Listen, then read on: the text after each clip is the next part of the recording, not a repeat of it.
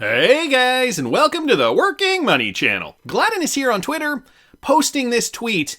It can't be clearer than this. Ripple XRP as global public good. Connecting all CBDCs, the future is here. Retweeting out the IMF's tweet, we can think about digital money as a global public good. In that context, we are calling for a public platform to connect different central bank digital currencies with interoperability, the same way you would transfer money from one country to another. This is Kristalina Georgieva here, guys, from the IMF, and listen to what she's saying here. Listen very closely. We are advocating to think about this world of digital money as a global public good. And in a recent discussion in Zurich, where we both were, what we advocated for is to have a public platform. So when protocols are agreed, this public platform can connect different CBDCs. There can be interoperability the same way you would transfer euros from one country to another. You do it using CBDCs. There is going to be one public platform that connects all CBDCs, all the central bank digital currencies from all the different countries.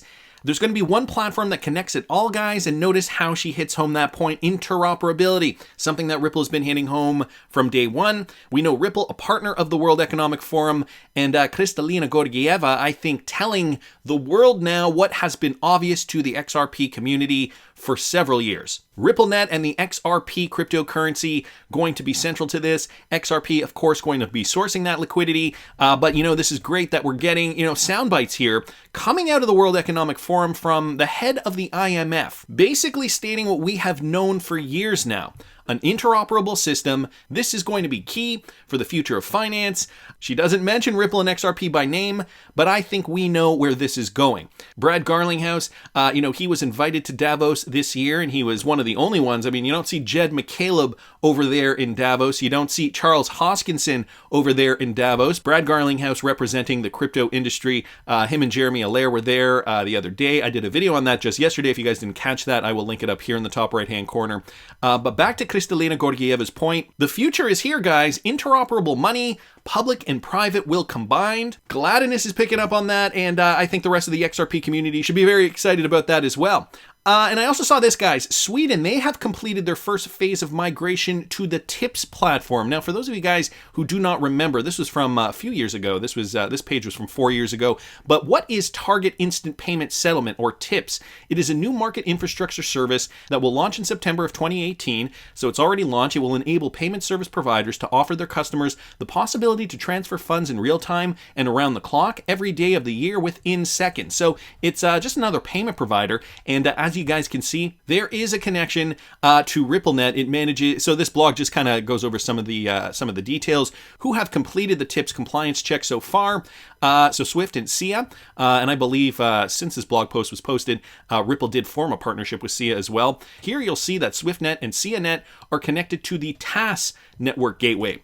And if I go down here, you can see TAS also is supported by Ripple. And also some of the task group here are also Ripple partners. So interesting, now we are seeing Sweden, they have completed their first phase to migration to that TIPS platform. First phase including establishing a connection between the Swedish real-time gross settlement system, RIX or RIX, and the Euro systems TIPS. The connection is a prerequisite for funding and defunding the accounts of future Swedish participants in TIPS. In the second phase, the Swedish market will test the TIPS platform in order to prepare for final migration in the course of the first quarter of 2023. So this is an ongoing process here, but interesting to note Sweden now migrating onto the TIPS platform. We also saw this, guys, from Michael at Val5Links on Twitter. This just happened yesterday, May 24th. Mercado Bitcoin, the largest cryptocurrency and digital asset platform in Latin America, they've announced a partnership with the Stellar Development Foundation to participate in developing Brazil's CBDC, or central bank digital currency. So back in 2020, Brad Garlinghouse met with the central bank, and I guess there were murmurings there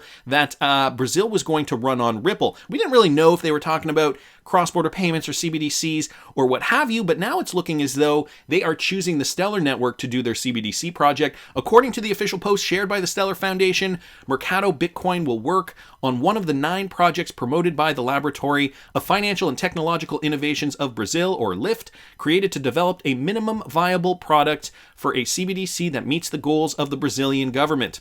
A minimum viable product, you say? Yes, that is the case, and it would be a CBDC solution functional enough to satisfy minimum requirements set by the Central Bank of Brazil, basically providing the best possible product with the least possible effort. So it doesn't sound as though they're being too serious about this. We just want the minimum thing. We don't want any bells and whistles, just the minimum. Give us the minimum. The project was supported by the Central Bank of Brazil and the National Federation of the Central Bank Servers Association. In addition, the project will focus on different use cases for the upcoming CBDC to be issued by the Central Bank of Brazil. So again, they're doing this in collaboration with Mercado Bitcoin, the Stellar Foundation, looking to jumpstart their CBDC, their central bank digital currency project. So that's interesting news. Also wanted to mention this, guys. Thought this was interesting. Some more news coming out of the World Economic Forum's Davos 2022 convention. Mastercard. Okay, Mastercard CEO teases CBDC panel. SWIFT may not exist in 5 years. And this brought to us by DJ Peter Vass here on Twitter. So what are they saying here? Do they know something we don't know? Is there a connection with MasterCard and Ripple? We're going to get into all this. We know there's a connection with MasterCard and Visa through that Earthport connection. So let's talk about this. MasterCard CEO Michael Maybach had people gasp when he answered no when asked if SWIFT, the current interbanking message system that allows for cross-border payments, will exist in 5 years' time. This coming from Yahoo Finance. He smiled during his answer, but the crowd oohed and awed, seemingly taking his answer seriously.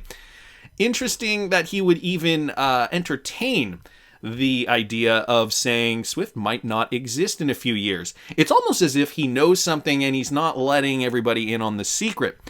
Let me continue. Maybach spoke on a panel adjacent to the World Economic Forum's annual summit hosted by the Global Blockchain Business Council that discussed the future of cross-border payments and the potential of CBDCs in the financial system. So we got to take the context in here, okay?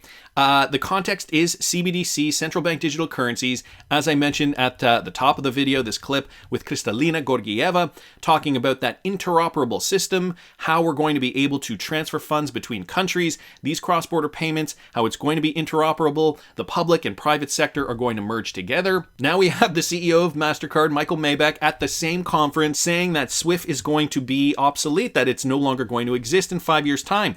Here's a quote. If you can get a payment with all the data attached that you need as a company, the cost savings of that in addition to a payment cost that is lowered, and the overall productivity boost we can expect if we do this well, that's the real goal here, Maybach said on a panel. The conference officially kicked off on Tuesday, with crypto being mentioned frequently in panels adjacent to the industry. The subject is bolstered by a strong presence of crypto companies on Promenade, the main street leading up to the Congress where the official WEF panel takes place. So again, this wasn't actually at the WEF official conference. This was at, as they say, an adjacent panel happening at the same time.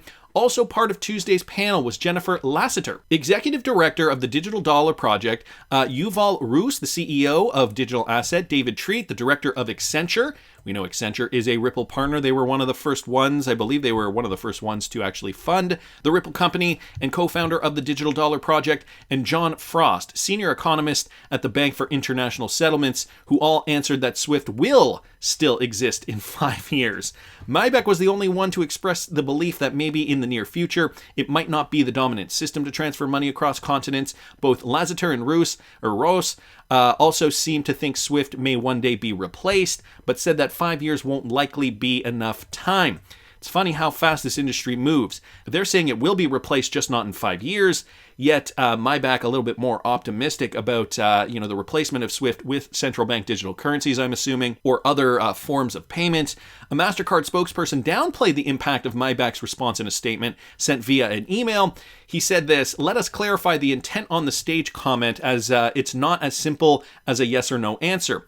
Michael was simply reinforcing that SWIFT has previously said their opinions continue to evolve. Its current form will not be the same in the future." So now they're kind of backpedaling on the statement. They are adding more functionality and moving past just being a messaging system, the spokesperson said. But attendees at the World Economic Forum conference are nonetheless paying attention. One guest asked the panel during a discussion on centralization about Maybach's comments, while another attendee was overheard asking about it at the Congress Center. So this was not lost on the attendees at the World Economic Forum conference. Matthew Liny also reading into this, saying Roos, the CEO of Digital Asset, thinks SWIFT will be replaced by other efficient cross-border payment systems, and so he was saying that was going to happen past the 5-year mark. So during a longer time frame. In fact, Mastercard, being a Ripple partner, may be looking at it as a capable system to replace the SWIFT system. So now we're back on this theory, a theory that I was talking about last week about Ripple replacing SWIFT, and we got some information last week to support that as well. I did a video on that, and I'll link that up here if you guys didn't catch that. I'm aware of Mastercard and R3, but not Ripple. Does anyone have some info? So Matthew Liny here, he acknowledges there is a connection with Mastercard and R3. We know R3 can settle through XRP. We know it doesn't necessarily always have to. R3 can settle through many different forms.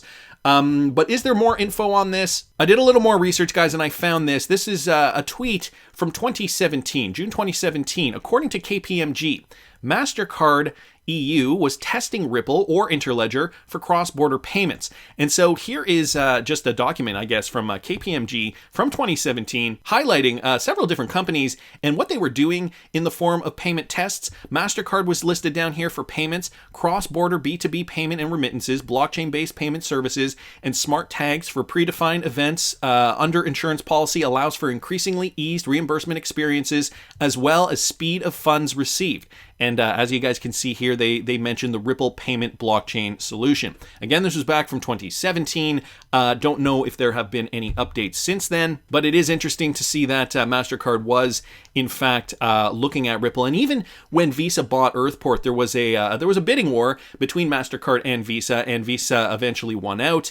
So they won the Ripple-enabled Earthport deal. I believe the final deal was signed in May of 2019. Matthew Liny just updated his tweet thread here, saying, according to Yuval Roos, the CEO of Digital Asset, Mastercard is in fact a Ripple partner. And so he just found a tweet that he tweeted out back a couple years ago, 2020, stating Mastercard sees the big picture, $235 trillion in payment flows. It will use XRP for its blockchain settlement. Attaching some screen grabs here to just demonstrate some key points, at least at that time, with regards to Mastercard and their product solutions. So here, just giving us some statistics, and guys, I will link this in the description if you want to read further. Applications addressing a range of use cases. You can see here some of their partners. A lot of them include Ripple partners like Barclays, HSBC, WorldPay, FIS, ACI, and the list goes on and on.